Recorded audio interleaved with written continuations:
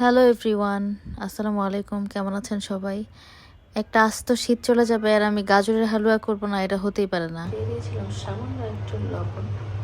So এই শীতে প্রতি শীতেই আমি গাজরের হালুয়া করি, তাই এবারও বাদ যায়নি। তাই ভাবলাম রেসিপিটা আপনাদের সাথে শেয়ার করি।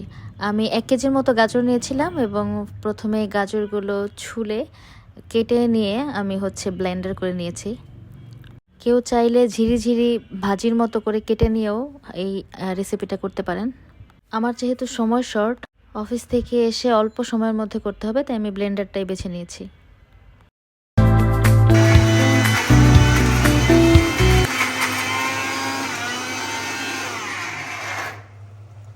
ব্লেন্ড করার শেষে আমি পেস্টগুলো একটি পাত্রে ঢেলে নিলাম।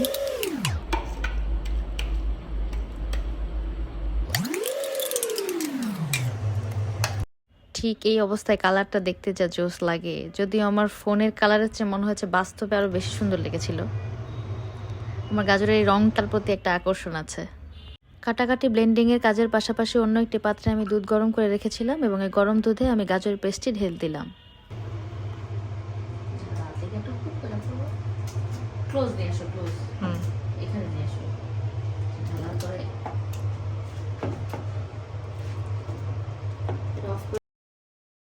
গাজরটা এই গরম দুধেই সেদ্ধ হয়ে যাবে, এখানে আলাদা করে কোনো পানি দিতে হবে না এবং খেয়াল রাখতে হবে যেন লেগে না যায় এবং নাড়তে থাকতে হবে। শুকিয়ে আসার আগ পর্যন্ত এভাবে নাড়তে থাকতে হবে। ওই পাত্রে আমি গাজরগুলো উঠিয়ে ওখানে ঘি গরম করে নিয়েছি, আর গাজরের সিদ্ধ হওয়ার সময় আমি তেজপাতা, মশলা, এলাচ এগুলো দিয়ে নিয়েছিলাম, আর ঘিয়ের সাথে এখন বাদামের টুকরো অ্যাড করে নিলাম। এরপর ঘিয়ের মধ্যে উঠিয়ে রাখা গাজরের পেস্টগুলো আবার দিয়ে সুন্দর করে ভাজবো। এরপর দিয়ে দেবো চিনি আমি কম খাই, তাই অল্প পরিমাণ দিয়েছিলাম। যারা বেশি খান বেশি পরিমাণ দিয়ে নিতে পারেন।